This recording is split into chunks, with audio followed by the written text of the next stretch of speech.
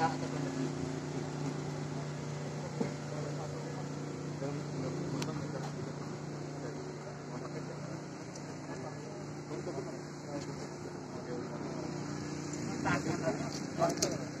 motornya sudah tangan kanannya itu sama ada kakaknya yang itu masih ada kakaknya. DPO di sini.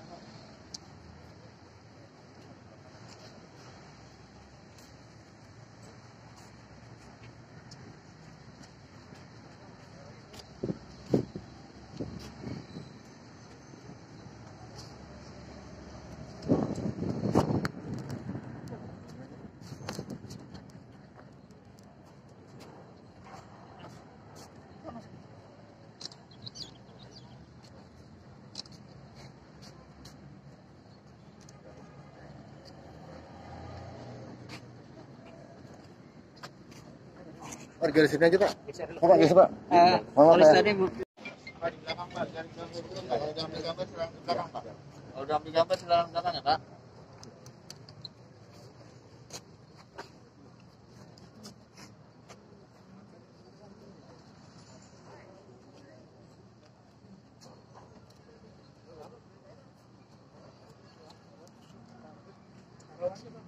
$8 miliar. Kemudian juga kami sampaikan bahwa berkaitan dengan penanganan TPPU ini kami akan intensif berkoordinasi dengan PPATK, dengan Jaksa Penuntut Umum agar seluruh sindikat ini bisa kita proses hingga pengadilan.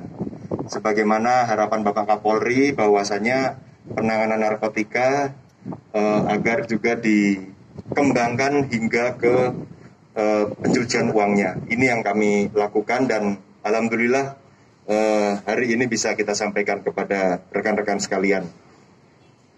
Adapun untuk pasal yang dipersangkakan khusus untuk pidana narkotikanya meliputi pasal 114 ayat 2, 112 ayat 2 dan 132 ayat 1 Undang-Undang 35 tahun 2009 tentang narkotika. Itu ancamannya bisa seumur hidup. Kemudian untuk tindak pidana pencucian uangnya kita akan kenakan pasal 3 Junto pasal 2 atau pasal 5 Junto pasal 2 Undang-Undang nomor 8 tahun 2010 tentang tindak pidana pencucian uang. Ancaman hukumannya sendiri bisa mencapai 20 tahun. Demikian yang kami sampaikan. Di luar hal tersebut, ada beberapa pengungkapan rutin yang telah kami lakukan pada bulan April hingga Juni meliputi 6 tersangka dengan total barang bukti ada 76 gram sabu. Terima kasih. Mungkin ada pertanyaan?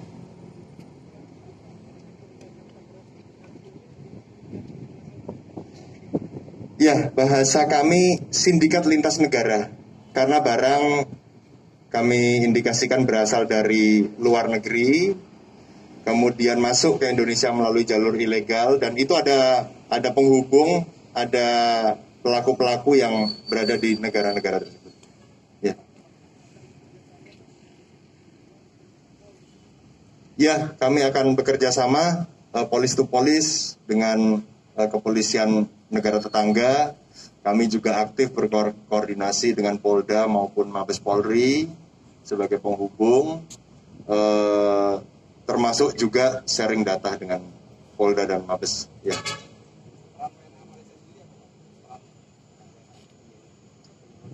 Jadi barang ini dari China diselundupkan dulu ke Malaysia, kemudian setelah itu baru dimasukkan ke Indonesia melalui jalur tikus.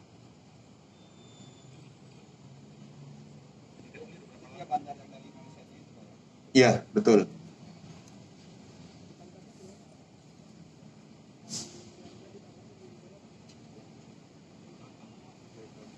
Yang WNA kami terbitkan DPO. Kami terbitkan DPO. Ya. Ya.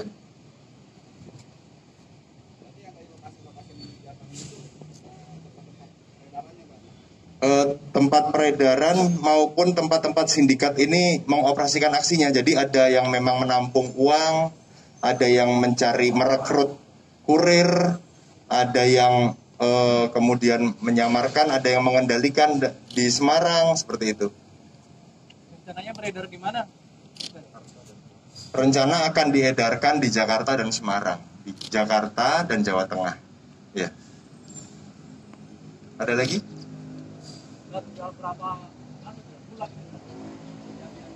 Perekrutan ini baru, modus menyelundupkannya sudah cukup lama, tetapi perekrutan kurir-kurirnya inilah yang mereka selalu memperbaharui. Ya, jadi dengan modus yang sama, tetapi dengan orang yang berbeda-beda. Ini yang kita antisipasi. Ya. Jakarta. Ya. Ya, betul. Ya. Ada yang residif, ada yang penyalahguna, ada yang kurir, ya. Ya. Belum kita terbitkan DPO. Kami komunikasi terus untuk pengembangannya.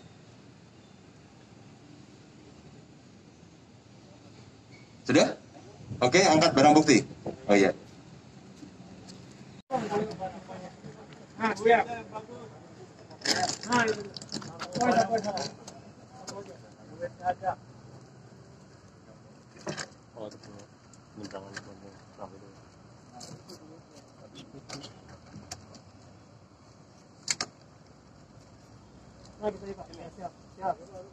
izin.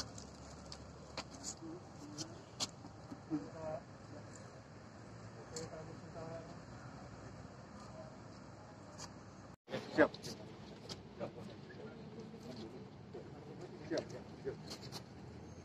Rekan-rekan mohon izin, kalau masih ada mau ditanyakan teknisnya mungkin ke saya bisa. Namun pastinya kami lakukan koordinasi dengan pihak Digbudinter, Mabes Polri, kemudian mungkin akan dikoordinasikan ke kepolisian di negara DPO, asal DPO. Deklat. Oh, ini.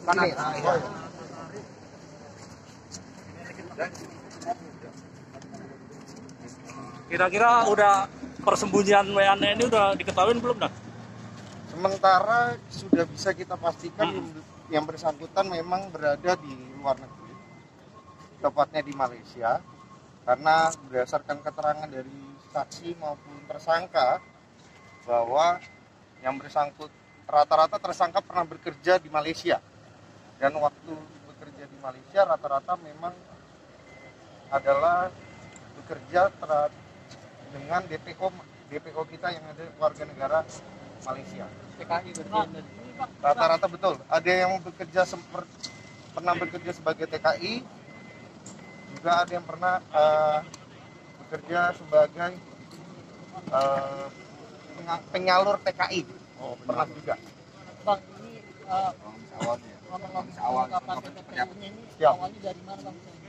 Jadi saya jelaskan, kita berawal pada bulan Maret, kita menangani penyelundupan narkotika antara wilayah dari Pontianak Kalimantan Barat menggunakan KM Lawit ke Tanjung Priuk. Kemudian kita lakukan penindakan, penangkapan, penggeledahan, didapati 2 kg sabu tepatnya di Terminal 2 Pelni. Setelah itu kita melakukan penyidikan lebih lanjut, berlanjut ke Semarang, kita mendapatkan perekrut dari kurir tersebut. Kemudian kita kembangkan lagi di Semarang, kita dapat 3 orang lagi. Kemudian lanjut ke Pontianak, kita mendapatkan 1 orang. Kemudian Surabaya mendapatkan 2 orang. Kemudian 1 orang terakhir kita dapatkan di Dumai, Provinsi Riau. Itu tadi jaringan sindikat internasional negaranya mana aja, Bang? Sindikat internasional yang sudah bisa dipastikan adalah negara Malaysia. Nah, ya. Barang bukti sebanyak ini didapat dari siapa dan di mana, Bang? Dari inisial J, dia selaku tangan kanan bandar narkotika yang warga negara asing yang DPO kami, DPO Malaysia. Itu disimpan di rumah atau? Simpan di rumah. Banyak ini, Bang? Banyak ini karena untuk mengelabui petugas dan juga mengelabui daripada transaksi mencurigakan pihak perbankan.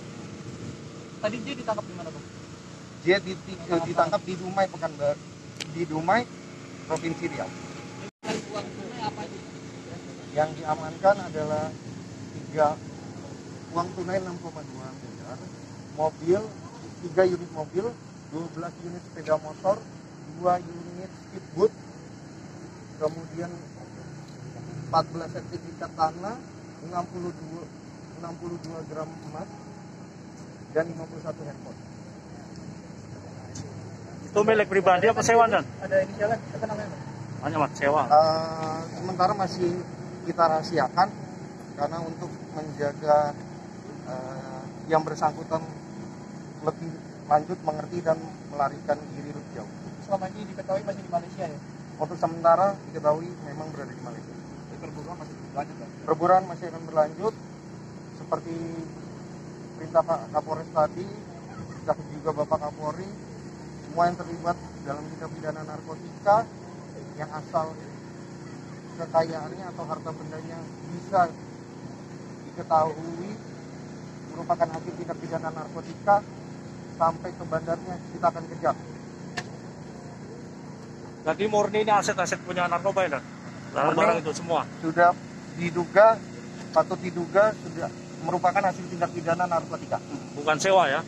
Bukan. Speedboat ya? Hasil tindak pidana narkotika. Masih